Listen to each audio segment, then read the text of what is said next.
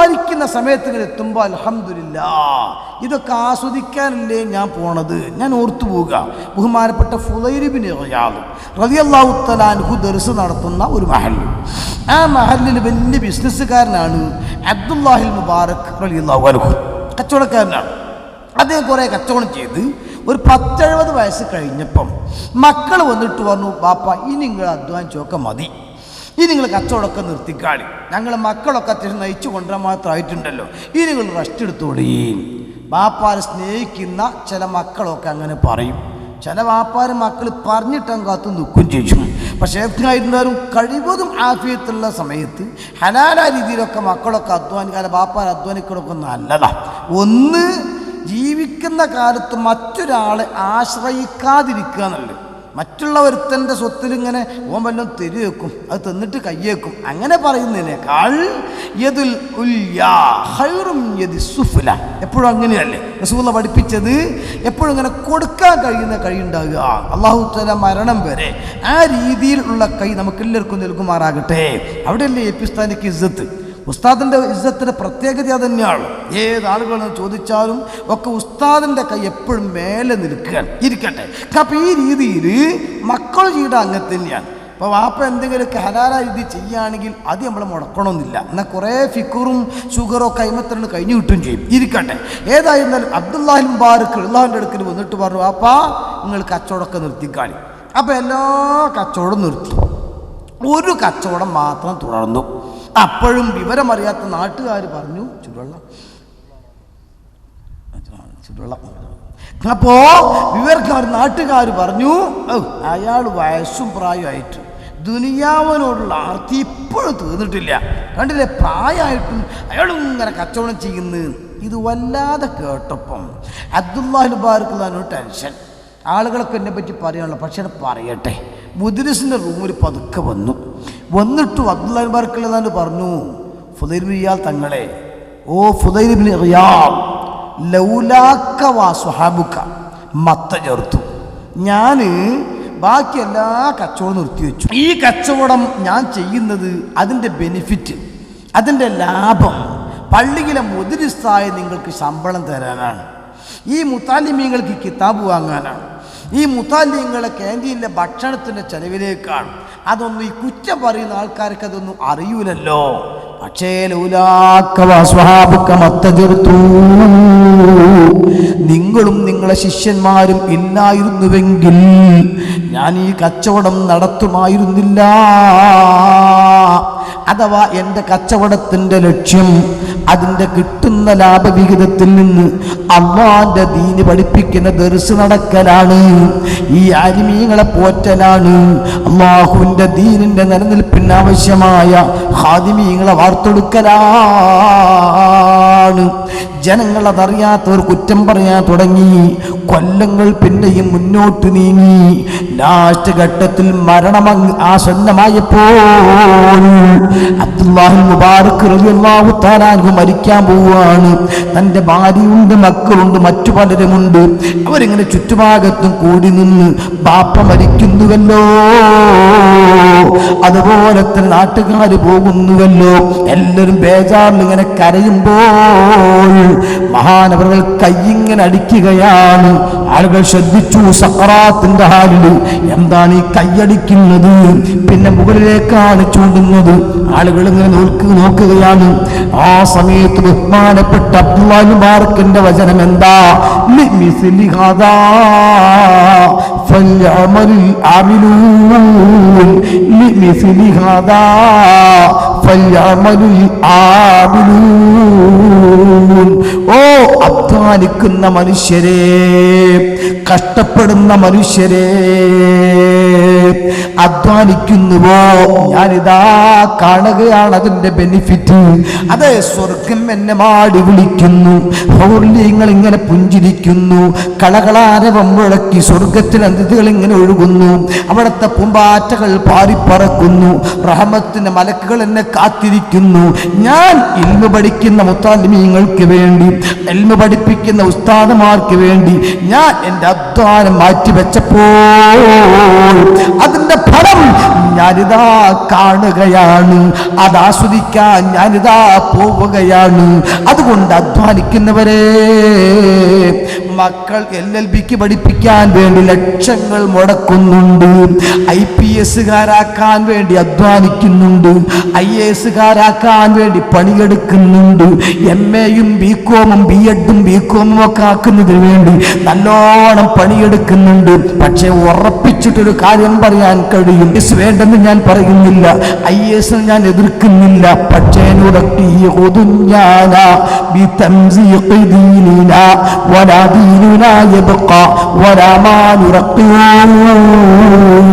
അല്ലാഹുവിന്റെ ദീൻ ഉപേക്ഷിച്ചുകൊണ്ട് ഭൗതികമായ പഠനത്തിനു മാത്രം സ്ഥാനം കൊടുക്കുമ്പോൾ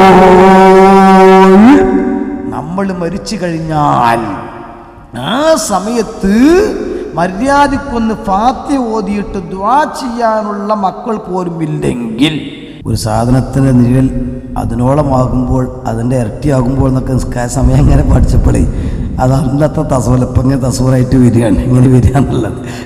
അപ്പോൾ ഈ രീതിയിൽ നമുക്കത് ഫലപ്രദമാകണമെങ്കിൽ അതിന് അബ്ദുല്ലാഹിൽ ബാരിക് റളിയല്ലാഹു തആല അൻഹു പറയാണ്, ലിമിസ്ലി ഹാദാ ഫൽയഅമലുൽ ആമിലൂൻ, അധ്വാനിക്കുന്നവരുണ്ടെങ്കിൽ ഇതിനു വേണ്ടി അധ്വാനിച്ചോ. അതിങ്ങനെ കണ്ടു മരിക്കുക എന്ന് പറഞ്ഞാൽ അതല്ലേ കൂട്ടിയ സമാധാനം. ഞാൻ ഓർത്തു പോകുന്നുണ്ട്, എൻ്റെ സ്ഥാപനത്തിൻ്റെ മുൻ പ്രസിഡന്റ് ബഹുമാനപ്പെട്ട കാരക്കുന്ന് മുഹമ്മദ് മുസ്ലിയാർ, അള്ളാഹു ദറജേറ്റി കൊടുക്കുമാറാകട്ടെ. മുൻ ഒരു 10-30 വയസ്സിൻ്റെ ഒക്കെ മേലുള്ള ആളുകൾക്ക് പരിചയം ഉണ്ടാവും. നമ്മൾ റിസാല ആ ചെറിയ പുസ്തകമായി അഡ്വക്കേറ്റ് വഫാസാറ് എഡിറ്ററായി ആ കാലത്ത് ഇറങ്ങിയെന്നല്ലോ. അന്ന് സ്ഥിരം ലേഖനം എഴുതിയിരുന്നു. മാർഗദർശകരായ ഖലീഫമാർ അബുൽ ബഷീർ കാരക്കുന്ന് എന്ന പേരിൽ വിദ്യാഭ്യാസ ബോർഡിൻ്റെ മുൻ വിഭക്തി വിദ്യാഭ്യാസ ബോർഡിൻ്റെ മെമ്പറും മുഷാവറയിലെ മെമ്പറൊക്കെയായിരുന്നു മുഹമ്മദ് മുസ്ലിയാർ. അദ്ദേഹം സുഖമില്ലാതെ അങ്ങനെ കിടക്കുകയാണ്. അങ്ങനെ ഒരു ദിവസം ആ കുടം കൊട്ടെടുക്കുക ഭാര്യനോട്, സുഖല കിടക്കുന്നിടത്തുനിന്ന്, എന്തേ ഞാൻ മഞ്ചേരിട്ടൊന്ന് പോട്ടെ. എന്തിനാ പോണത്? സിറാജ് ഒരു റിപ്പോർട്ട് കൊടുക്കണം. എന്താ റിപ്പോർട്ട്? മുഹമ്മദ് മുസ്ലിയാർ അന്തരിച്ചു എന്ന് റിപ്പോർട്ട് കൊടുക്കണം, അതിന് പോവാണ്. അസുഖത്തിൻ്റെ അടിയിൽ നിങ്ങളെന്താ ഈ പറയണമെന്ന് വെച്ച് ഭാര്യ. അങ്ങനെ കുറച്ചിങ്ങനെ കഴിഞ്ഞപ്പോൾ മോനെ വിളിച്ചു, കുഞ്ഞാണിന്നാ വിളിക്കാം, ബഷീർ സഖാഫി, അള്ളാഹു തആല നല്ല ബർക്കത്ത് കൊടുക്കട്ടെ. മക്കളൊക്കെ മൂല്യന്മാരുമാണ്, തിരിയുന്ന മൂല്യന്മാരുമാണ്. അപ്പോൾ ചുരുക്കത്തിൽ അങ്ങനെ കുഞ്ഞാണിയെ ആ ചുമരുമ്പോൾ എന്താ കാണുന്നതെന്ന് ചോദിച്ചു. അത് ക്ലോക്കാണ് വാപ്പ. അല്ലടാ, എന്താണ് അത്? ക്ലോക്കാണ്. അല്ലേ, സ്വർഗത്തിലെ കൊടിയാണോ കാണുന്നത്? സ്വർഗത്തിലെ കൊടിയാണോ കാണുന്നത്? അത് ചോദിച്ചു. കുറച്ച് കഴിഞ്ഞപ്പോൾ ലാ ഇലാഹ ഇല്ലല്ലാഹ്. നിങ്ങൾ അള്ളാഹു ദർജേറ്റി കൊടുക്കുമാറാകട്ടെ. ഞാൻ പറയുന്നത് ഈ അടുത്ത കാലത്ത് കഴിഞ്ഞ അലിമികൾ, നരിക്കോട് ഉസ്താദ് അള്ളാഹു ദർജേറ്റി കൊടുക്കട്ടെ, റമദാൻ മാസത്തിൽ റാത്തീബ് ഇങ്ങനെ ചൊല്ലിക്കൊടുത്തു കൊണ്ടിരിക്കുമ്പം അങ്ങോട്ട് ഇരിക്കോ നിങ്ങൾ. ഇപ്പം ഈ അടുത്ത് നമ്മളെ ഉമറുൽ ഫാറൂഖ് നിങ്ങൾ പൊസോട്ട്, അവർക്കൊക്കെ ദർജേറ്റി കൊടുക്കുമാറാകട്ടെ. അതായത് ആത്മാർത്ഥമായിട്ട് ദീനിലേക്ക് ഇറങ്ങി, അൽഹംദുലില്ലാ അല്ലാഹു തആല എന്നെ ഈ ഫീൽഡിൽ എത്തിച്ചല്ലോ, അപകർഷത ബോധം. മുത്തലിങ്ങളോട് പ്രത്യേകിച്ച് ഞാൻ പറയുകയാണ്, എൻ്റെ തുണക്കാരൊക്കെ ഇപ്പോൾ ഇങ്ങനെ ഫാന് കുപ്പായും മാറ്റിയിട്ട് ഇങ്ങനെ ഉഷാറാക്കിയിട്ട് നടക്കുകയാണ്. ഒരുത്തി ഉദ്യോഗസ്ഥന് മറ്റും ഇവിടെ കച്ചവടക്കാരൻ ഗൾഫുകാരൻ ഓരൊക്കെ തന്നെ വലിയ പൈസക്കാരൻ, ഞാൻ ഇങ്ങനെയായല്ലോ എന്ന് ചിന്തിക്കുന്നതിന് പകരം അൽഹംദുലില്ലാ അല്ലാഹ് എന്നെ ഇങ്ങനെ ആക്കിയാലോ. അങ്ങനെ ഈ കുപ്പായവും ഈ വേഷവും ഒരഭിമാനമായിട്ട് കാണാൻ ഞങ്ങൾ പലപ്പോഴും ചിന്തിക്കുന്നുണ്ട്. എൻ്റെ ഒപ്പം പഠിച്ച ആളുകൾ ഇങ്ങനെ കടിച്ചിട്ട് നടക്കുമ്പോൾ നല്ലോണം പഠിച്ചിരുന്ന ആളുകളൊക്കെ തന്നെയാണ്. പക്ഷെ ഇപ്പോൾ ഓരോ ഫാന് കുപ്പായൊക്കെ ഇങ്ങനെ കാണുമ്പോൾ യാ റബ്ബേ, ഇടക്കിടക്ക് ഇങ്ങനെ ഈ ചെറിയ കുട്ടികളുടെ മൂക്ക് വലിച്ചുമ്പോൾ അങ്ങനെ മേലക്കിന് വലിച്ചു എന്ന മാതിരി ഈ ഫാൻ ഇങ്ങനെ വലിച്ച് ഇങ്ങനെ, അതൊന്നും ഒരു സ്ഥിരം ഒരു വലിച്ചിട്ട് അതില്ല. അങ്ങനെ അതൊരു മോഡലായിട്ട് ഇങ്ങനെ ഒന്ന് ചാടും, പിന്നെ ഇങ്ങോട്ട് വലിച്ചാൽ പിന്നെ ഇങ്ങോട്ട് വലിച്ചു, അതൊന്ന് ഉറപ്പിച്ചിർത്തി കൂടെ, അതും കൂടി അന്തല്ലാത്ത ടീമായിട്ട് ആലോചിച്ച് നോക്കുമ്പോൾ നിങ്ങൾ തലയിക്കാണ് നോക്കുമ്പോൾ ഏതായാലും പൈസ കൊടുത്തുകാണ്ട് മുടി വെട്ടിക്കാൻ, അതൊന്നും മട്ടത്തിന് വെട്ടിച്ചോടെ. ഇതിങ്ങനെ എലി പപ്പടം കയറുന്ന മാതിരി കുറേ അവിടെ വെട്ടിച്ചു, കുറേ ഇവിടെ നിർത്തി, കുറേ ഒരു ജാതി കുഴച്ച്. നമ്മളൊക്കെ ഒരു പുതിയ ഡ്രസ്സെങ്ങാനും പൈസ കൊടുത്തിട്ട് വാങ്ങുകയാണെങ്കിൽ അപ്പോൾ ഒരു കറുപ്പുണ്ടായി നമ്മൾ ഒഴിവാക്കും. ഒരു സർട്ടിഫിക്കറ്റ് എടുത്തിട്ട് 100 കുത്തിക്കൂടി ഉണ്ടെങ്കിൽ അത് നമ്മൾ മാറ്റിവെക്കും. ഇതേപോലെ തന്നെ നമ്മൾ കുറേയൊക്കെ എടുത്തിട്ട് നിരച്ചെന്ന് തോന്നിയാൽ എന്നാലും സൂപ്പറേറ്റ് മുക്കി ഒപ്പിച്ചിട്ട് നടക്കൂല്ലെങ്കിൽ അപ്പം പിന്നെ ഒഴിവാക്കും. ഇങ്ങനെയാണ് ഇത് പെരുന്നാളിന് വരുമ്പോൾ കാണാൻ പാൻറ്റ് ഇവിടെ കുറച്ച് വെളുപ്പ് അപ്പുറച്ച് കുറച്ച് കറുപ്പ് ഒക്കെ പാടെ നിരച്ചിട്ട് എന്തെങ്ങനെ നിരച്ച് അത് ഇപ്പോഴത്തെ മോഡലാണ്. അതാണ് നിങ്ങൾ നിരച്ചതാണോ അല്ലെ മോഡൽ ആ ജാതി.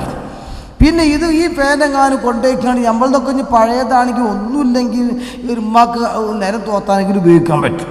ഇനി അതുമല്ല തലക്കൻ്റെ ഉള്ളിലെങ്കിലും നിറച്ചേക്കാം, ബാക്കി അവിടെ കേട്ടെ. ഈ ജാതി ഇപ്പറ ഈ ജീൻസ് പാൻറ്റും സാധനം ഇതെങ്ങാനും ഒന്ന് വെയിലത്തിട്ട് കണ്ട് എടുത്തു നോക്കണം. അല്ലാ പേർച്ചായിത്തോല് വെറുങ്ങലിച്ച മാതിരി ഇങ്ങനെ കിടക്കാം. ഒരു തലക്കനുള്ളിടാനും കൂടി പറ്റൂല. പടച്ചോനെ ഇറ്റങ്ങൾ കായെടുത്ത് ഈ ജാതിയാണോ അല്ല ആലോചിച്ച് നോക്കിക്കോളിങ്ങൾ. അങ്ങനെ ഓരോന്ന് എടുത്തു നോക്കിയാലും ഒരന്തല്ലാത്ത പരിപാടി ദുന്യാവിനപ്പത്. ആഖിറത്തിലെ കാര്യം കഷ്ടപ്പോക്കിയത് ഏതെങ്കിലും അറിയാലോ. അല്ലാഹു തആല ആ കൂട്ടത്തിലൊന്നും പടച്ചോനെ എന്നെ പെടുത്തിയില്ലല്ലോ. അൽഹംദുലില്ലാഹ്. നിങ്ങൾ നമ്മൾ പോകേണ്ടത് മറ്റു ലോകത്തേക്കാണല്ലോ. മറ്റു ലോകത്തേക്ക് പോകുമ്പോൾ അള്ളാഹു നമ്മുടെ ഓരോ സെക്കൻഡിനെ കുറിച്ചും ചോദിക്കൂലേ. വയസ്സും ആയുസ്സും ചോദിക്കും എന്ന് പറഞ്ഞാൽ നമ്മളിപ്പോൾ ഈ പ്രസംഗിച്ചടിയിൽ എത്ര ശ്വാസോച്ഛ്വാസം ഞാൻ നടത്തിയിട്ടുണ്ട്. ഇതിൽ പ്രക്രിയ കുറേ നടന്നില്ലേ, നമ്മളറിഞ്ഞിട്ടില്ല. ഫീസ് കൊടുക്കാത്തതുകൊണ്ട് നമ്മളെ അറിയാത്തത്. നമ്മളൊക്കെ അതിനൊക്കെ മാസത്തിൽ ബില്ല് ഒന്ന് നോക്കണം. അപ്പോഴേ നമുക്ക് തിരിയാ. എന്തേ ഒന്നുമല്ല, അന്തരീക്ഷത്തിൽ ഇങ്ങനെ കിടക്കുന്ന ഫ്രീ ആയിട്ട് കിട്ടുന്ന സാധനമുണ്ട് ഓക്സിജൻ. ഇത് നമ്മളാണ് വലിച്ചിരിക്കണം. ഇത് വലിച്ചിട്ട് ഒരുപാട് റൂട്ട് കൂടെ കറങ്ങിക്കിടും. പെടില്ല, ഒബ്ലങ്ങാറ്റ, സെറിബെല്ലം ഇങ്ങനെ തുടങ്ങിയിട്ട് കുറേ ഓഫീസിൻ്റെ കൂടെ ഇതൊക്കെ വർക്ക് ചെയ്ത് സാധനം പുറത്തേക്കാണ് പോയിക്കണം. വലിച്ചെടുത്തപ്പോൾ തണുത്ത കാറ്റ് പുറത്തു പോയപ്പോൾ ചൂടായിക്കണം. അപ്പം എന്താ ഒരു ഗ്രൂപ്പിനെ മാറിയിക്കണം. ഇങ്ങോട്ട് വന്നപ്പോൾ ഓക്സിജനായിട്ടാണ് വന്നത്. പോയി നോക്കുമ്പോൾ കാർബൺ ഡൈ ഓക്സൈഡ് ആയിട്ടാണ് പോകണം. ആ വാതക സാധനം തന്നെ മാറിയിട്ടുണ്ട്. ഇത് മാറിയതിന് നമ്മളാരും ബില്ല് കൊടുക്കണില്ല. അതുകൊണ്ട് എൻ്റെ വെയിറ്റ് തിരിയണില്ല. നേരെ മറിച്ച് വാപ്പ വെന്റിലേറ്ററിൽ കറന്നു നോക്കണം. അപ്പം 4 ദിവസമൊക്കെ കഴിഞ്ഞ് ബാപ്പാനെ മരിച്ച് ഹോസ്പിറ്റലിൽ നിന്ന് ഡിസ്ചാർജ് ചെയ്ത് കൊണ്ടുപോവുകയാണ്. അപ്പം ഇങ്ങനെ റൂമിൻ്റെ റെൻറ്റ് ഇത്ര, അതുപോലെ സർവീസ് ചാർജ് ഇത്ര, ഓരോ ചാർജും ഇങ്ങനെ വാങ്ങിയിട്ട് ലാസ്റ്റ് നോക്കുമ്പോൾ 4300 റുപ്യ. ഇതെന്താന്ന് വെച്ചു. അത് വെന്റിലേറ്ററിൻ്റെ പൈസയാണ്. യാ റബ്ബേ, കാറ്റിനോ കാറ്റിൻ്റെ കയ്യപ്പം തലച്ചുട്ടാണ് നിങ്ങൾ. അപ്പം നമ്മൾ 10-40 കൊല്ലം ശ്വസിച്ച കാറ്റില്ലേ, അതിങ്ങനെ കൂട്ടി നോക്കിയാൽ റബ്ബിന് ബില്ല് കൊടുക്കുകയാണെങ്കിൽ ബില്ല് വരും. അത് നാളെ പടച്ചോടുത്ത് ഇങ്ങനെ ചൊല്ലുമ്പോൾ ബില്ല് കിട്ടുമ്പോഴാ യാ റബ്ബേ എൻ്റെ വില തിരിയ. പണ്ട് മർക്കസ് കോംപ്ലക്സിൽ ഹോട്ടലിനെ പറ്റി കീലത്ത് വേദറിഞ്ഞു. നമ്മളെ കോംപ്ലക്സ് മർക്കസിൻ്റെ അവിടെ വരുന്ന സമയത്ത് വേറൊന്നുമില്ലല്ലോ. നീ കോഴിക്കോട് VIP ഹോട്ടൽ ഇല്ലാത്ത കാലം. അപ്പം അന്ന് കരിക്ക ടവർ എന്നൊക്കെ പറഞ്ഞ വലിയ സംഭവമാണ്. ലിഫ്റ്റ് ഉണ്ടാകുന്നൊക്കെ പറഞ്ഞാൽ വലിയ സംഭവമാണ്. ചുരുക്കത്തിൽ അവിടുത്തെ ഹോട്ടലിനെ പറ്റിയിട്ട് ഇങ്ങനെ കീലത്ത് തമാശയിൽ പറഞ്ഞിരുന്നു. അവിടുത്തെ അലമാറിൻ്റെ ചില്ലുകൂടെ ഉണ്ടാക്കിയച്ച വിഭവങ്ങൾ ഇങ്ങനെ കണ്ട നാവുമെന്ന് വെള്ളം ഇങ്ങനെ ഉറ്റു വീങ്ങുക. ആ ജാതി കരിയും പൊരിയൊക്കെ എന്ന് വിചാരിച്ചിട്ട് പൂതിയായിട്ട് പോയിട്ട് തിന്നു വിചാരിച്ച. എന്നാൽ തിന്ന് കഴിഞ്ഞ് കണ്ട് ബില്ലിന് കിട്ടുമ്പോൾ കണ്ണുകൂടെ വെള്ളം ഇങ്ങനെ ഉറ്റു വീങ്ങുക. ആ ജാതി ബില്ലുപാട് നിങ്ങൾ എന്ന് പറഞ്ഞതുപോലെ ഞമ്മക്ക് ഇവിടെ ശ്വസിക്കാൻ കിട്ടിയ ഈ ഒരൊറ്റ നിയമത്ത് ഇതിന്റെ ബില്ല് നാളെ അല്ലാഹു തആല തരുമ്പോൾ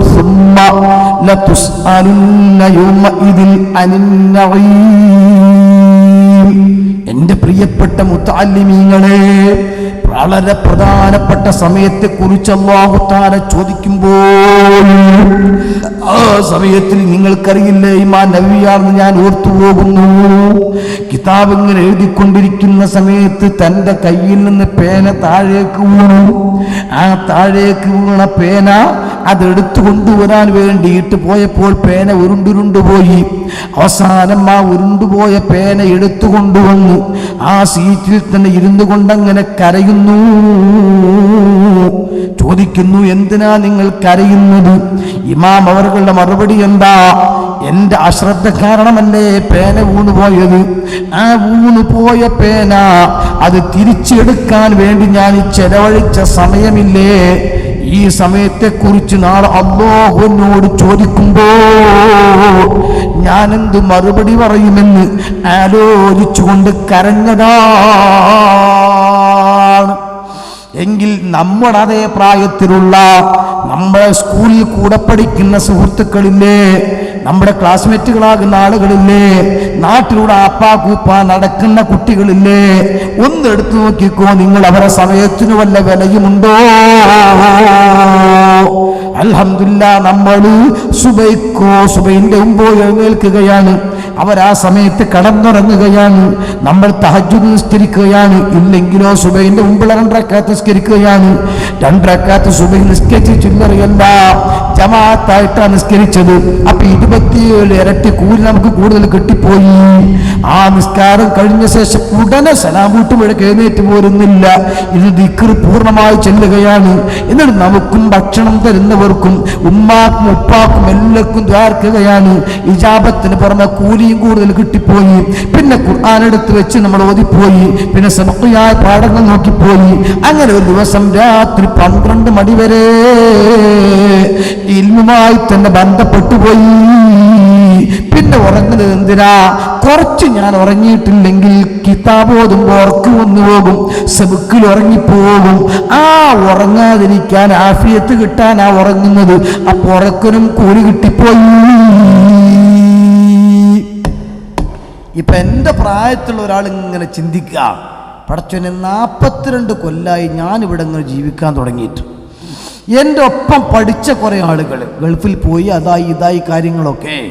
എന്തായിരുന്നാലും അവരെ ജീവിതത്തിൽ കുറേ സമയം പീഡികക്കൊലായും വരുന്നതും, പാറപ്പുറത്തിരുന്നതും, പൂരത്തിന് പോയതും, കാളകൂട്ടിന് പോയതും, ഇങ്ങനെ കുറേ സമയത്തിന് മറുപടി പറയേണ്ടി വരുമല്ലോ.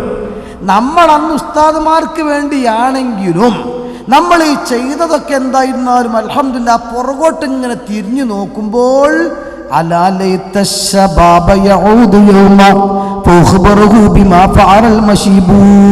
ഇങ്ങനെ പറയേണ്ട ഒരു ഗതിയില്ലല്ലോ. ഈ ചിന്തയാണ് സത്യത്തിൽ ആഫിയത്ത്. ഇപ്പൊ AP ഉസ്താദ്, അല്ലാഹ് ദീർഘായുസ്സും ആഫിയത്തും കൊടുക്കട്ടെ, ഒരുപാട് കാലം ഉസ്താദിൻ്റെ പുറകിൽ അവിടുത്തെ ഗുരുത്വത്തോടെ പൊരുത്തത്തോടെ സുന്നത്തെ മാത്രം പ്രവർത്തിക്കാൻ അല്ലാഹു തൗഫീക്ക് നൽകട്ടെ. വയസ്സ് 75 മേലെയിലെ സംശയമായി അമരിയായി കൂട്ടിയാൽ ഏകദേശം 80 വലിയ മാറ്റം ഉണ്ടാവില്ല. ആ ഉസ്താദ് ഇപ്പോഴും ഓടുകയാണല്ലോ. എന്താ മോട്ടിവേഷൻ? പടച്ചവനെ, പുറകൊക്കെ തിരിഞ്ഞു നോക്കുമ്പോൾ ഒന്നും നഷ്ടപ്പെട്ടിട്ടില്ല. ഇനി ഞാനിങ്ങനെ കടക്കുമ്പോൾ എനിക്കിങ്ങനെ കിട്ടാണ്ടല്ലോ റബ്ബേ.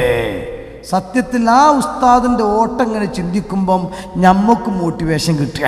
കാരണം എന്ത്, അത്ര വയസ്സായിട്ട് ഉസ്താദ് ഓടുകയാണല്ലോ. പക്ഷേ ഒരു ദിവസം ഉസ്താദ് ചെയ്യുന്ന പ്രവർത്തനങ്ങൾ നോക്ക് നിങ്ങൾ. കിതാബ് ഓതി കൊടുക്കുന്നതിന് പുറമെ, കിതാബ് മുതാലയ്ക്ക് പുറമെ, ഫത്വ കൊടുക്കുന്നതിന് പുറമെ, കേസ് മസാത്താക്കുന്നതിന് പുറമെ, പാവങ്ങളെ സഹായിക്കുന്നതിൻ്റെ പുറമെ, പള്ളി കുറ്റിയടിക്കലിൽ വേറെ, ഉദ്ഘാടനം വേറെ, വാർഷികം വേറെ, ഇങ്ങനെ തുടങ്ങിയിട്ട് പിരിക്കൽ വേറെ, കൊടുക്കൽ വേറെ, ചെല്ലി തീർക്കുന്ന ഔറാദുകൾ വേറെ. ഇതെല്ലാം നടത്തിയിട്ടും ഉസ്താദ് ലേശം ഉറങ്ങിയിട്ട് തഹജ്ജുദ് നിസ്കരിച്ചാണ്. ആ ജീവിതത്തിൽ ബർക്കത്ത് ആലോചിച്ച് നോക്കി നിങ്ങൾ. ഇവരൊക്കെ നാളെ ആഖിറത്തിൽ വരുമ്പം അവിടെയല്ലേ ഞമ്മക്കും പോകാനുള്ളത്. എൻ്റെ പ്രിയപ്പെട്ട മുത്താലിമീങ്ങളെ, നമുക്ക് നമ്മുടെ ജീവിതം ഇങ്ങനെ ആലോചിക്കുമ്പോൾ ബുലൂഗായത് ദർശനാവും. എങ്കിൽ പ്രായപൂർത്തിക്ക് ശേഷം പറയത്തക്ക കുറ്റങ്ങളൊന്നും തന്നെ ചെയ്യാൻ ഒരുപക്ഷെ സാഹചര്യം ഇല്ലാത്തത് കൊണ്ടാകാം, എന്നാലും പടച്ചവനെ ചെയ്തിട്ടില്ലല്ലോ എന്ന് സമാധാനിക്കാൻ ഇനി ചിന്ത വരപ്പെടാറിങ്ങൾ ഒക്കെ കഴിഞ്ഞു. വയസ്സും പ്രായമായി, അസുഖം, ഒരു ഭാഗത്ത് ഷുഗർ, ഒരു ഭാഗത്ത് പ്രഷർ, ഒരു ഭാഗത്ത് യൂക്ലോമ, ഒരു ഭാഗത്ത് കൈകാല് കടിച്ചൊരു വേദന. ഇനിയിപ്പോൾ ഒന്നും കഴിയൂല, ഇനിയിപ്പോൾ അങ്ങനെ മരിക്കാനാകാൻ ആലോചിച്ച് നോക്കുമ്പോൾ ഒരുപാട് തെറ്റും കുറ്റും. ഇനിയിപ്പോൾ നമുക്ക് നന്നാകാൻ കഴിയോ? കൂട്ടരെ വിശന്ന് മരിച്ചോനെ പിന്നെ ചോറ്റ് പൂത്തിയിട്ട് വലിയ കാര്യം ഉണ്ടാകും. ആലോചിക്കുക. നല്ലൽക്കുന്നപ്പോൾ ഇങ്ങനെ വാപ്പ ചോദിച്ചാടാ ഒരു ബിരിയാണി തിന്നാൻ പൂതിയാകുന്നുണ്ട്. എൻ്റെ പൊടി ഇപ്പം ഇനി ബിരിയാണി എന്നായിട്ടാ ഈ അസ്തമിച്ച നേരത്ത് വാങ്ങിക്കൊടുത്തില്ല. അന്ന് സൈലൻ്റ് അറ്റാക്ക് ആയിട്ട് വാപ്പട് മരിച്ചു. അപ്പം വാപ്പാനെ കഫംപുട വാങ്ങാനും മറ്റുള്ള ഏർപ്പാടൊക്കെ പല മക്കളും പോയപ്പോൾ ഒരുത്തൻ അങ്ങാടിക്ക് വണ്ടിക്കും. എന്തേന്ന് വെച്ച് ഞാൻ മുന്നേ കുറച്ച് ബിരിയാണിൻ്റെ അരി ഇട്ട് നോക്കട്ടെ. 2 കിൻറ്റൽ അരി വാങ്ങിയിട്ട് ബിരിയാണിയോട് വെച്ച്. എന്തിനാ നിങ്ങൾ വാപ്പാനെ കുളിപ്പിച്ച് കഫൻ ചെയ്തൊക്കെ കഴിഞ്ഞ് ബിരിയാണിക്കാണ് പൂത്താൻ. അല്ലെങ്കിൽ ബിരിയാണിയെ നാശമായി കിട്ടുന്നല്ലാതെ അത് കൊടുക്കേണ്ട നേരത്ത് കൊടുക്കണം. വിശന്ന് മരിച്ചോനെ പിന്നെ ബിരിയാണി പൂത്തിയിട്ട് കാര്യമല്ല. പിന്നെ നമ്മൾ പോയി ചിന്തിച്ചിട്ട് കാര്യമില്ല. ആ ചിന്ത മുത്താലിമീങ്ങളെ അപകർഷതാബോധമല്ല, അഭിമാനബോധം. അഭിമാനബോധം. ഇതൊന്നും ഞാൻ പറയാം, ആ ബോധം ഉണ്ടാകുമ്പോഴേ അന ഇന്ദല്ലന്നി അബ്ദി ബി, അൽഹംദുലില്ലാ അള്ളാഹു ഈ ഫീൽഡിലേക്ക് എന്നെ എത്തിച്ചു തന്നല്ലോ, സുമ്മാ അൽഹംദുലില്ലാ. അപ്പൊ അള്ളാഹുവിൻ്റെ ഖദാഇല് നമ്മൾ നല്ല സന്തോഷം പ്രകടിപ്പിക്കുമ്പോൾ അള്ളാഹുവിന് സന്തോഷമാവും. അപ്പം നമുക്ക് അള്ളാഹുവിന് അറിയാത്ത ഭാഗത്ത് കൂടെ ഇൽമു തരും. ആ തരുന്ന ഇൽമിനോട് കൂറ് പുലർത്തി പ്രവർത്തിക്കുമ്പോഴോ വീണ്ടും അള്ളാഹുവിന് ഇൽമു തരും. തന്നത് തിന്നിരുന്നാൽ പിന്നെയും തമ്പ്രാൻ തന്നിരിക്കും. മൻ തഅല്ലമ ഇൽമൻ വഅമില ബിഹി അല്ലമ അല്ലാഹു മാ ലം യഅലം. അതപ്പോൾ നമ്മൾ നേതാക്കൾക്കൊക്കെ കാണുന്നത് അല്ല, ഒക്കെ പഠിച്ച ഇൽമല്ലല്ലോ. ഈ ഇമാമിയങ്ങൾ കിതാബിലുണ്ടാക്കിയ ഇൽമൊക്കെ പഠിച്ചുണ്ടാക്കിയ ഇൽമ. അത് അള്ളാഹുത്തൻ അവർക്കിങ്ങനെ ഒരു തരം ഇൽഹാമ് മോഡൽ അള്ളാഹുത്തൻ ഇങ്ങനെ കൊടുക്കുകയല്ലേ. അവർ പറയും അതൊരു പോയിൻ്റാലേ, അത് ഭയങ്കര പോയിൻ്റാ. ഈ പോയിൻ്റ് ഇത് ഇവിടുന്ന് വരുന്നതാ. അത് ഇവർ പഠിച്ച ഇൽമിനോട് കൂറ് പുലർത്തിയിട്ട് പ്രാവർത്തികമാക്കുമ്പോൾ അല്ല കൊടുക്കുന്നതാണ്. ഇപ്പോൾ എ പി ഉസ്താദിൻ്റെ ഭാഷാ കഴിവൊക്കെ നോക്കുമ്പോൾ ഉസ്താദിന് എവിടെ ഇതൊക്കെ പഠിക്കാൻ സമയം? ഒരു പ്രൈവറ്റ് സെക്രട്ടറി വെച്ചിട്ട് ഭാഷ പഠിക്കാൻ സമയമുണ്ടോ? എന്നാൽ തമിഴ്നാട്ടിൽ ചെന്നാൽ വെണ്ണത്തിൽ കുറികളെ എന്ന് പറഞ്ഞാൽ ഉസ്താദ് പറയണില്ലേ? കാശ്മീർക്കാൻ ചെന്നിട്ടുണ്ടെങ്കിൽ പടച്ചോനെ എവിടെ ദോസ്തോ ബായോ എന്ന് പറഞ്ഞാൽ ഉസ്താദ് അവിടെ ചെന്ന് പറയണില്ലേ? കർണാടക ചെന്നുണ്ടെങ്കിൽ എല്ലി ഓകുന്നു എന്നൊക്കെ പാടൊപ്പിച്ച് ചോദിക്കണില്ലേ? ദുഃഖങ്ങൾ എവിടെ ചെന്നാലും കെല്ലിമിന്നാസബെ കതിരി ഒരിയും. അതെന്തേ? അതാ പഠിച്ച ഇൽമു അനുസരിച്ച് ഇങ്ങനെ പ്രവർത്തിക്കുമ്പോൾ അള്ളാഹുത്തല അതിനനുസരിച്ചിട്ട് ഇങ്ങനെ കൊടുക്കാൻ. ആമനു മിൻകും അള്ളാഹ് പറഞ്ഞ പ്രയോഗം നോക്കങ്ങൾ നമ്മൾ നിൽക്കുന്ന ഫീൽഡിന്റെ പ്രസക്തി മനസ്സിലാക്കാൻ. ആമനു മിൻകും, നിങ്ങളെ കൂട്ടത്തിൽ നിന്ന് വിശ്വാസം നല്ലോണം ഉറപ്പിച്ച ആൾക്കാർക്ക് പദവി കൂടുതലുണ്ട്. എന്നിട്ട് അള്ളാഹ് പറഞ്ഞ എന്താ? വല്ലദീന ഊത്തുൽ ഇൽമ, അൽ ഇൽമിനെ കൂടെ നൽകപ്പെട്ടാലോ ദറജാത്ത്, ഭയങ്കരമായിട്ട് ഉയർച്ച അല്ലാഹു തആല കൊടുക്കുന്ന. കാരണം ഈ ഇൽമിൻ്റെ അത്ര പവർ അള്ളാഹു മറ്റൊന്നിനും കൊടുത്തിട്ടില്ല. ശർലഖായിദ് നമ്മൾ ഈത്തിഖാദ് പറയുന്ന കിതാബാണല്ലോ. ആ കിതാബിൽ നോക്കി നിങ്ങൾ വിശദമായി തഫ്താജ് പറഞ്ഞ് കാണാൻ കഴിയും. നാളെ ആഖിറത്തിൽ വരുമ്പം, ആഖിറത്തിൽ അള്ളാഹുവിന് മുമ്പിൽ വരുമ്പം രക്ഷപ്പെടാൻ വേണ്ടിയിട്ടുള്ളതിനാണ് ശഫാഅത്ത് എന്ന് പറയാം, റെക്കമെൻഡ്. വശഫാഅത്തു സാബിതത്തുൻ ലിർറുസുലി വൽ അഖ്യാർ. മഹാനുകൾ പഠിപ്പിക്കുന്നുണ്ട് ആഖിറത്തിൽ രക്ഷപ്പെടാനുള്ള റെക്കമെൻഡ് അത് മുർസലീങ്ങൾക്കും അതുപോലെ ഖൈറിൻ്റെ ആളുകൾക്കും ഉണ്ട്. എവിടെ? ഫി ഹഖ്ഖി അഹ്ലിൽ കബായിർ, അഹ്ലുൽ കബായിറിൽ തന്നെ വൻദോഷം ചെയ്ത ആളുകൾക്ക് തന്നെ റെക്കമെൻഡ് ചെയ്തിട്ട് അവർ രക്ഷപ്പെടുത്താനുള്ള അർഹത അല്ലാഹു തആല മുർസലീങ്ങൾക്കും അഖ്യാറിനും നൽകിയിട്ടുണ്ട്. ഇതെടുത്തു വെച്ചിട്ട് പിന്നെ ശറയിൽ പറയുന്നുണ്ടല്ലോ അഹ്ലുൽ കബായിറിന് തന്നെ ഉണ്ടെങ്കിൽ പിന്നെ സ്വൈറത്തിൻ്റെ അഹ്ലുകാർക്ക് ബില്ലൗല എന്തായിരുന്നാലും കിട്ടും. ഇത് വിശദീകരിച്ചുകൊണ്ട് പറയുന്നുണ്ട് വൽ അഖ്യാറു, ഈ ഖൈറിൻ്റെ ആളുകൾ എന്ന് പറഞ്ഞാൽ ആരാണ്? അവർ വിശദീകരിച്ചുകൊണ്ട് പറയുന്നു വൽ അംബിയാഉ വശുഹദാഉ വൽ അസ്ഹാബു വൽ ഉലമാ. എൻ്റെ രക്ഷിതാക്കളെ, മുതഅല്ലിമീങ്ങൾക്ക് ഭക്ഷണം കൊടുക്കുന്ന എൻ്റെ പ്രിയപ്പെട്ട രക്ഷിതാക്കളെ, സ്വന്തം മക്കളോതാൻ പറഞ്ഞേക്കുന്ന എൻ്റെ പ്രിയപ്പെട്ട രക്ഷിതാക്കളെ, മഹാന്മാർ പറയുന്നു നാളെ റബ്ബിന്റെ മുമ്പിലേക്ക് ചെല്ലുമ്പോൾ അവിടെ ശഫാഅത്തിന് അർഹതയുള്ള കൂട്ടത്തിൽ അമ്പിയാക്കന്മാർ എണ്ണിക്കഴിഞ്ഞാൽ പിന്നെ അടുത്തായി എണ്ണുന്നത് മഹാന്മാരായ പണ്ഡിതന്മാരെയാണ്. ശേഷം ആ ശുഹദാക്കളെ പോലും എണ്ണുന്നത് ആ പാലം കടക്കാൻ കഴിയാതെ വിഷമിച്ചു കൊണ്ട് നിൽക്കുമ്പോൾ റസൂൽ പഠിപ്പിച്ച ഹദീസിൽ തന്നെ കാണാം, ആബിദ് ഉറക്കൊഴിച്ചുകൊണ്ട് ഇബാദത്ത് നല്ലോണം എടുത്ത സൂഫിയായ മനുഷ്യൻ, ആ മനുഷ്യനെങ്ങനെ വരുമ്പോൾ അല്ലാഹു തആല പറയും അത്ര വേഗം പാലം കടന്നോ, പാലത്തിന്റെ അക്കരെയാണ് സ്വർഗം, നീ അങ്ങോട്ട് പോയിക്കോ. എല്ലാവരും കടന്നിറങ്ങുന്ന സമയത്ത് നീ സ്വന്തം തഹജ്ജുദ് നിസ്കരിച്ചതാണ്, ഇബാദത്തെടുത്തതാണ്. എല്ലാവരും തിങ്കളാഴ്ചയും വ്യാഴാഴ്ചയും ഒക്കെ വയറ് നിറയെ ഭക്ഷണം കഴിക്കുമ്പോ നീ പട്ടിണി കടന്ന് നോമ്പ് നോറ്റതാണ്. വേഗം സ്വർഗത്തിൽ കടന്ന് റെസ്റ്റ് എടുത്തോ. അയാളെ വിടുന്നു. അതേ സമയം ഒരു ആലിമായ മനുഷ്യൻ വരുമ്പോൾ അയാളോട് പറയും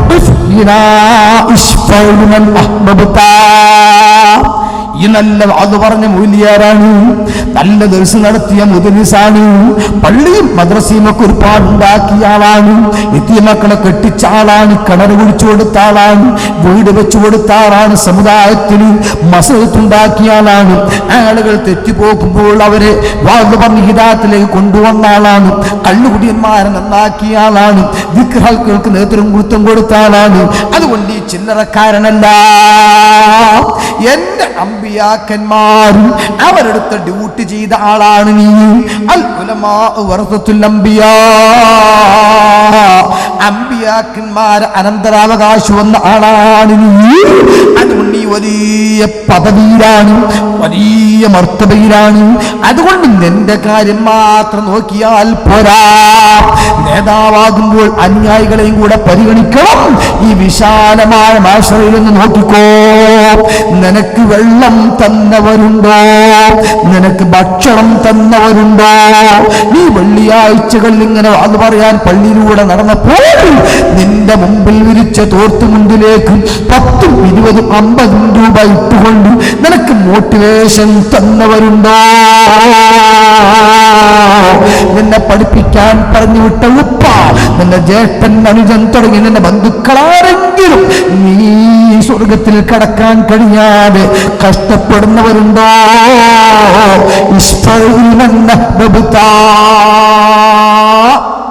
അവർക്ക് മുഴുവനും റെക്കമെൻഡ് ചെയ്തുകൊണ്ട് അവരെയും കൂടെ സ്വർഗത്തിലാക്കാനുള്ള ഒരു ക്രെഡിറ്റ് അല്ലെങ്കിൽ അതിനുള്ള ഒരു കഴിവ്, ഒരു സ്ഥാനം നിനക്കുണ്ട് കേട്ടോ. ഇത്രയും വലിയ പദവിയല്ലേ ആലിമീങ്ങൾക്ക്. അതുകൊണ്ട് ആ ഒരു വേഷവിധാനം ധരിക്കുന്ന, യൂണിഫോം ധരിക്കുന്ന ഒരു കൂട്ടത്തിൽ ഇവിടെയല്ല. മന്ത്രിമാർക്ക് പവറില്ല. ഇപ്പം ഇവിടെ വരുമ്പോൾ ഏതോ ഒരു MLA-യും MP-യും വരുമ്പോൾ ഓ മന്ത്രിയാണ്, പോലീസ് അവിടെയും പിടിയും. 5 കൊല്ലം കഴിഞ്ഞാൽ പിന്നെ ഈ എക്സ്പയറായ മന്ത്രിയും അതേപോലെ ഭരിച്ചിട്ട് സിഗരറ്റ് കുറ്റി പിന്നെയും കുറച്ചേരെങ്കിലുമൊക്കെ പോകണ്ടാവും. ഈ പോയ മന്ത്രിക്ക് ഒരു പവറും ഇല്ല. പോലീസ് സ്റ്റേഷനിലേക്ക് വിളിച്ചാൽ പറയും അത് പോയ മന്ത്രി, അതിനകത്ത് ഇനി വിളിയില്ല. നോക്കിക്കോ നിങ്ങൾ. എന്നാൽ നമ്മളെ പവർ അങ്ങനെയല്ല, മരിച്ച് കഴിയുന്നതോടുകൂടെ പവർ കൂടുകയാണ്. ഇനി നമ്മളെ ചെറുവരക്കാരനായ അജിയാർ, നമ്മളെ പഠിപ്പിച്ച വാപ്പ, മുഴുവൻ ആളുകളെയും റെക്കമെൻഡ് ചെയ്യാനുള്ള അവകാശം മുഹ്റവിയായ അലിമീങ്ങൾക്കാണ്. അതുകൊണ്ടാണ് റസൂൽ പഠിപ്പിച്ചത് അന്നാസു കുല്ലുഹും ഹൽക്കാ, മനുഷ്യന്മാരൊക്കെ നശിച്ചവരാണ്, എല്ലാം നാശത്തിലാണ്. ഇല്ലൽ ആലിമൂൻ, ആലിമീങ്ങൾ ഒഴികെ. മറ്റൊരു ഹദീസ് പറഞ്ഞു അദ്ദുന്യാ മൽഊനുൻ മൽഊനും മാ ഫീഹാ ഇല്ലാ. അല്ലാഹു ഹബീബ് പഠിപ്പിച്ച ശൈലി നോക്ക് നിങ്ങൾ. അദ്ദുന്യാ മൽഊനുൻ, ദുനിയാവ് മുഴുവനും ശപിക്കപ്പെട്ടതാണ്. വമൽഊനും മാ ഫീഹാ, ആ ദുനിയാവിലുള്ള സകലമാന വസ്തുക്കളും എല്ലാം ശപിക്കപ്പെട്ട സാധനം തന്നെയാണ്. അതേ സമയത്ത് ഒന്ന് മാത്രമാണുള്ളത്, അതേതാണ്? അല്ലാഹുള്ള ദിക്റുല്ലാ ദിക്റുല്ലാഹ് വമാ വാലാഹു, അതിന് സഹായകമായ ഒന്നും. ഔ ആലിമൻ ഔ മുതഅല്ലിം, ഇൽമു പഠിക്കുന്ന ആലിമും മുതഅല്ലിമും. നോക്ക് നിങ്ങൾ. അതായത് അല്ലാഹു എന്ന ചിന്ത ഉണ്ടാക്കുന്ന എന്തൊക്കെയുണ്ടോ, അത് ദർസാകട്ടെ, അല്ലെങ്കിൽ പത്രങ്ങളാകട്ടെ, വാരികകളാകട്ടെ, സംഘടനയാകട്ടെ, അതിനു വേണ്ടിയിട്ടുള്ളത് എല്ലാം നശിച്ചു പോയതാണ്. അപ്പം ആ ശപിക്കപ്പെട്ട നശിച്ചുപോയ വസ്തുക്കളിൽ പെടുന്നതിന് പകരം അല്ലാഹ് എന്ന ചിന്തയിലേക്ക് നമ്മെ നയിക്കുന്ന അൽ ഇൽമ്, ആ ഇൽമുമായിട്ട് ബന്ധപ്പെടാൻ അല്ലാഹു തആല നമുക്ക് വല്ലാത്ത ഒരു സന്ദർഭം തരുമ്പം അൽഹംദുലില്ലാഹ് സുമ്മ അൽഹംദുലില്ലാഹ്. നീട്ടിക്കൊണ്ടു പോകുന്നില്ല, ഞാൻ പറഞ്ഞുകൊണ്ട് വന്നത്, ഞാൻ ഇതിലകപ്പെട്ടു പോയി എന്ന അപകർഷാബോധത്തിനു പകരം അൽഹംദുലില്ലാഹ് അല്ലാഹു തആല എന്നെ ഈ ഇൽമിൻ്റെ അഹ്ലുകാരനാക്കി തന്നല്ലോ എന്ന അഭിമാനബോധം നമുക്കുണ്ടാകണം. രക്ഷിതാക്കളോട് എനിക്ക് ഉണർത്താനുള്ളത്, നാം ഭൗതികമായി പഠിപ്പിച്ചുകൊണ്ട് നമ്മുടെ മക്കളെ നാം വളർത്തി ഭൗതികമായി ലഭിക്കുന്ന ബെനിഫിറ്റുകൾ അത് കിട്ടിയെങ്കിൽ ആയി, അത്രയേ ഉള്ളൂ. ഞാൻ ഇപ്പോഴത്തെ സാഹചര്യത്തിൽ നമ്മൾ കാണുന്നത് ആ രീതിയിലാണ്. ഏറ്റവും കൂടുതൽ കൃപ ഉള്ളത് ഒരു ഉമ്മാക്ക് ആ ഉമ്മയുടെ കുഞ്ഞിനോടാവും. ഹദീസിലൊക്കെ അങ്ങനെയാണ്. ആ കുഞ്ഞിനുള്ള കൃപയാണ് ഉദാഹരണമായിട്ട് പറയുന്നത്. അതായത് ഞാൻ പട്ടിണി കിടന്ന് മരിച്ചാലും കുഴപ്പമില്ല, എൻ്റെ കുഞ്ഞ് പട്ടിണി കിടക്കരുത് എന്ന് ഉമ്മാർക്ക് ഉണ്ടായിരുന്നു.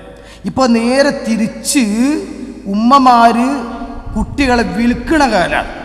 എന്തേ? എൻ്റെ കുഞ്ഞിനോട് വിറ്റാലും കുഴപ്പമില്ല, എനിക്ക് പട്ടിണി എടുക്കാനാവൂല. അൻ തലിദൽ അമത്തു റബ്ബതഹാ.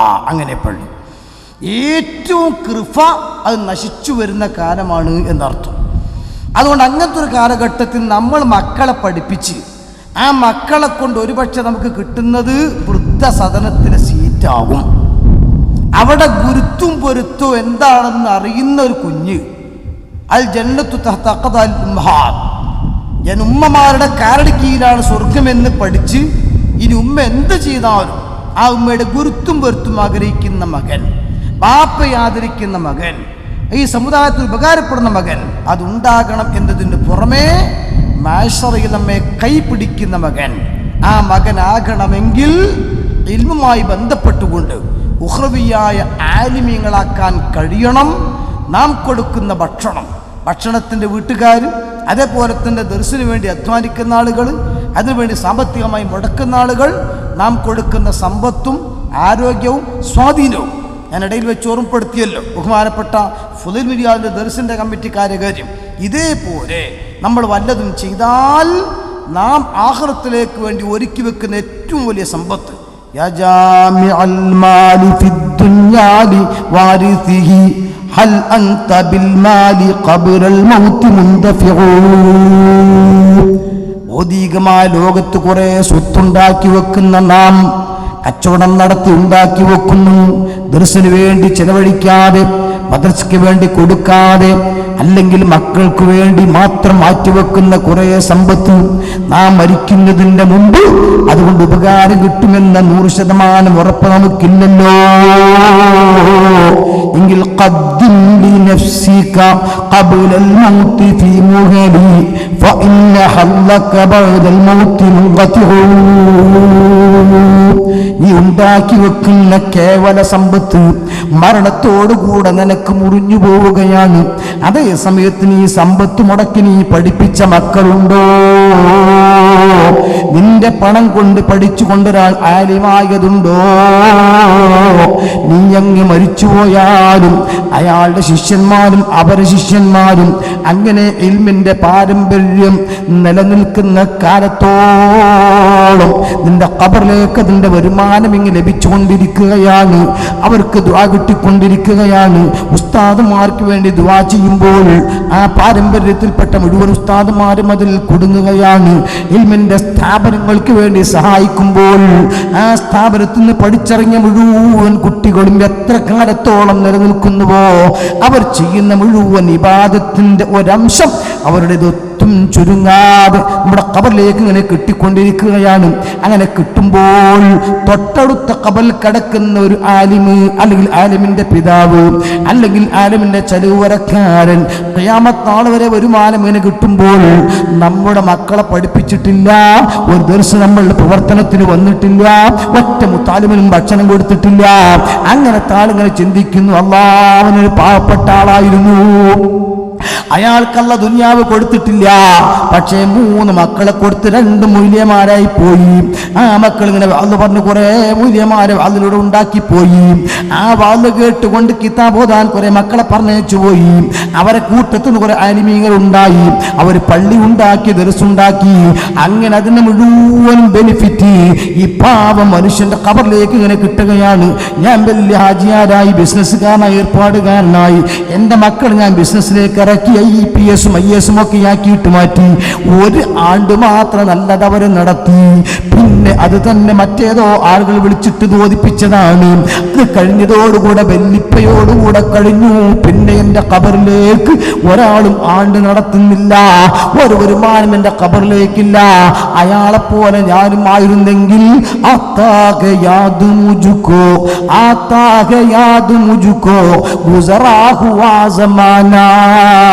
കഴിഞ്ഞുപോയ കാലത്തിന്റെ ചിന്തകൾ എൻ്റെ ചിന്തയിലേക്ക് ചിറകടിച്ചു വരുന്നു എന്ന് അവിടെ വെച്ച് പാടിയിട്ട് യാതൊരു ഫലവും ഉണ്ടാവുകയില്ല. അതുകൊണ്ട് തന്നെ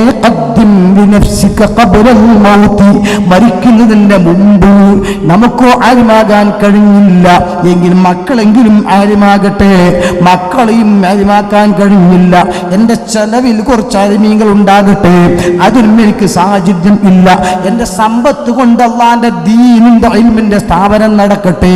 അങ്ങനെ ചിന്തിച്ചുകൊണ്ട് ദീനിന്റെ സ്ഥാപനത്തിൽ സഹായിക്കുന്ന ഉമറാക്കളും മക്കളുടെ രക്ഷിതാക്കളും അൽഹംദുലില്ലാഹ് എൻ്റെ പിതാവ് എന്നെ ഈ ഫീൽഡിലേക്ക് ആക്കിയത് കൊണ്ട് കള്ളിന്റെ പെണ്ണിന്റെ കഞ്ചാവിന്റെ അക്രമത്തിന്റെ കൂട്ടത്തിൽ പെടാതെ 5 നേരം കളാക്കാതെ നിസ്കരിക്കാനും ഹലാലായ തുഹമത്തില്ലാത്ത ശുഭത്തില്ലാത്ത ഭക്ഷണം കഴിക്കാനും അല്ലാഹു എനിക്ക് തൗഫീഖ് തന്നല്ലോ.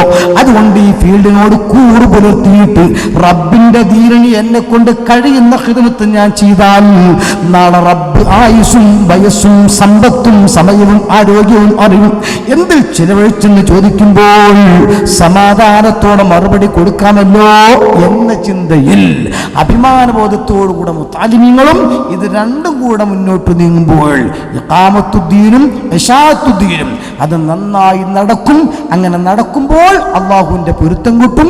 അങ്ങനെ പൊരുത്തം കിട്ടി പ്രായമായിട്ട് നിൽക്കുമ്പോൾ മനസ്സിലേക്ക് സമാധാനം വരും. ആ സമാധാനം വരുമ്പോൾ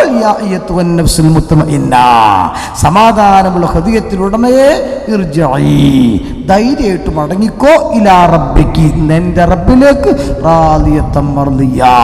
അപ്പോൾ ഇൻഷാ അല്ലാഹ് നേരത്തെ സൂചിപ്പിച്ചതുപോലെ ഫുദൈൽ ഇബ്നു ഇയാദിന്റെ ദർസ് നടത്തിയ അബ്ദുല്ലാഹ് ബാർക്ക് വഫാത്തായതുപോലെ, നരിക്കോട് ഉസ്താദ് വഫാത്തായതുപോലെ, ഉള്ളാളത്തപ്പ വഫാത്തായതുപോലെ, അണ്ടോൺ ഉസ്താദ് വഫാത്തായതുപോലെ, കാരക്കുന്ന് ഉസ്താദ് വഫാത്തായതുപോലെ പുഞ്ചിരിച്ച് സ്വർഗത്തിന്റെ ലക്ഷണങ്ങൾ കണ്ട് നമുക്ക് കണ്ണടക്കാൻ കഴിയും. അല്ലാഹു നമുക്കതിന് ഭാഗ്യം തരട്ടെ. ആമീൻ ദുആ ചെയ്തുകൊണ്ട് വിനീതനായി ഞാൻ നടത്തുന്ന സ്ഥാപനത്തിൻ്റെ വാർഷികം അതത്ര ദൂരെ ആയതുകൊണ്ട് നിങ്ങളെ ഞാൻ ക്ഷണിക്കുന്നില്ല. കാരണം അത് വെറുതെ ഒരു ക്ഷണമായിട്ട് കാര്യമില്ലല്ലോ. ആ പരിസരത്തുള്ളവരുണ്ടെങ്കിൽ വന്നാൽ അൽഹംദുലില്ലാഹ് സന്തോഷം. കാരണം മുജാഹിദ്, ജമാഅത്ത്, തബ്ലീഗ്, ഖാദിയാനി, ചേകനൂർ എല്ലാ അലവദാൽ ചപ്പ് ചവറുകളെയും ഇടയിലാണ് 12 കുട്ടികളെ കൊണ്ട് ഓരഷെഡ് കെട്ടിയിട്ട് ഞാൻ ആ സ്ഥാപനം തുടങ്ങിയിട്ടുള്ളത്. വഹാബികൾ നമുക്കെതിരെ കേസ് കൊടുക്കുകയും റബീഉൽ അവ്വൽ മൗലൂദ് ഓതിയപ്പോൾ പോലീസിനെ വിളിച്ചു വരുത്തുകയും മാത്രമല്ല എൻ്റെ വണ്ടി 2 ടയറും പിന്നെ ബൈക്ക് ഓടിക്കുന്ന സമയത്ത് കാറ്റൊഴിക്കുകയും അതിൻ്റെ ബ്രേക്ക് അഴിച്ചുവിടുകയൊക്കെ ചെയ്ത് പോണ സമയത്ത് തടഞ്ഞു നിർത്തി കൂവി വിളിച്ച് രാഷ്ട്രീയക്കാരൊക്കെ രംഗത്തിറക്കി പോലീസ് സ്റ്റേഷനിലേക്ക് കയറ്റി. അങ്ങനെ ദുൽമെടുത്തപ്പം പണവും ആരോഗ്യവും അതുപോലെ രാഷ്ട്രീയവും എല്ലാ വഹാബികളുടെ കീഴിലായിരുന്നു ആ സ്ഥലത്ത്. അൽഹംദുലില്ലാഹ് ജിഹാദ് തുടങ്ങി. ബിദ്അത്തുകാർക്കെതിരെ അവൻ മൈക്ക് കെട്ടിയാൽ അപ്പം ഞാനും മൈക്ക് ഓണാക്കിയിട്ട് പറഞ്ഞ് ആ നിലക്കൊരു ഭ്രാന്ത് കാണിച്ച് 15 കൊല്ലം കഴിഞ്ഞപ്പോൾ അൽഹംദുലില്ലാഹ് ഇപ്പം അവരൊക്കെ പത്തി മടക്കി. ഇപ്പം ലെഫ്റ്റ് റൈറ്റ് വ്യത്യാസമില്ലാതെ രാഷ്ട്രീയക്കാരടക്കം ഇക്കഴിഞ്ഞ ഇലക്ഷൻ അടക്കം വന്നിട്ട് എല്ലാവരും നമ്മുടെ സ്ഥാപനത്തിൽ വന്നിട്ടാണ് സമ്മതം ചോദിച്ച് എത്രത്തോളം സ്ഥാനാർത്ഥികളെ തന്നെ. ഞാൻ വിദേശത്ത് പോകുന്ന സമയത്ത് 2 സ്ഥാനാർത്ഥികളും വിളിച്ചു വരുത്തിയിട്ട് ഞാൻ പറഞ്ഞു ഇലക്ഷൻ കഴിഞ്ഞാൽ ഏതെങ്കിലും ഒരാൾക്ക് സ്വീകരണം തരാൻ കഴിയുള്ളൂ, ഏതോ ഒരാളെ ജയിക്കുള്ളൂ. ഇപ്പം 2 ആളെയും പറ്റും. അതുകൊണ്ടാണ് 2 ആളെയും ഞാൻ വിളിച്ചത് എന്ന് പറഞ്ഞ് വിളിച്ചു വരുത്തി. BJP സ്ഥാനാർത്ഥി അടക്കം നമ്മളോട് വന്ന് സന്തോഷമൊക്കെ പറഞ്ഞിട്ടാണ് അദ്ദേഹം ഇലക്ഷനൊക്കെ പോയത്. ആ ഒരവസ്ഥയിലേക്ക് അൽഹംദുലില്ലാഹ് ആ പരിസരം മുഴുവനും മാറ്റം വന്നിട്ടുണ്ട്. സുന്നി എന്ന് പറയുന്ന അഭിമാനത്തോടുകൂടെ കാണാൻ തുടങ്ങിയിട്ടുണ്ട്. ആ സ്ഥാപനത്തിൻ്റെ 15ാം വാർഷിക സമ്മേളനമാണ്. 15 ഹാഫിലുകൾക്ക് സരദ് നടക്കുന്നതോടൊപ്പം ഇൻഷാ അല്ലാഹ് 19, 20, 21 തീയതികൾ നടക്കുന്നത്. അതിൻ്റെ ആത്മാർത്ഥമായ വിജയത്തിന് വേണ്ടി നിങ്ങളെല്ലാവരും ദുആ ചെയ്യണം. സാമ്പത്തികമായിട്ട് വലിയ ടൈറ്റ് ഉണ്ടാകുമെന്ന് പറയേണ്ടത് ഈ ഒരു പരിപാടി സംഘടിപ്പിക്കാൻ തന്നെ ഇതിന് സംഘാടകർ നല്ല അധ്വാനം നടത്തിയിട്ടുണ്ടാകും. അല്ലാഹു തആല ഖബൂൽ ചെയ്യുമാറാവട്ടെ. അപ്പോൾ അത് വലിയൊരു പരിപാടിയാകുമ്പോൾ വലിയ ഭാരിച്ച ചെലവുകൾ ഉണ്ട്.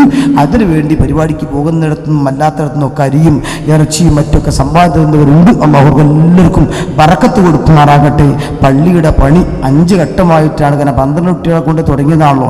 ഇപ്പോൾ 93 കുട്ടികളും 7 ഉസ്താദുമാർ ഒറ്റ പള്ളിയിലാണ് താമസിക്കുന്നത്. അതനുസരിച്ച് എല്ലാ സൗകര്യങ്ങളും വിപുലമാക്കേണ്ടി വന്നിട്ടുണ്ട്. അതിന് സഹായിച്ച ആളുകൾ, സ്ഥാപനത്തെ സഹായിച്ച ആളുകൾ, അല്ലാഹു മുഴുവൻ ആളുകൾക്കും ബറക്കത്ത് കൊടുക്കുമാറാകട്ടെ. എല്ലാവർക്കും വേണ്ടി നിങ്ങളൊക്കെ ദുആ ചെയ്യണമെന്ന് വസിയത്ത് ചെയ്ത് വേദി കിട്ടുമ്പോൾ ദുആ ചെയ്യുമെന്ന് ഏറ്റെടുത്തുകൊണ്ട് വാഹു ദവാന അൽഹംദുലില്ലാഹ്. അസ്സലാമു അലൈക്കും.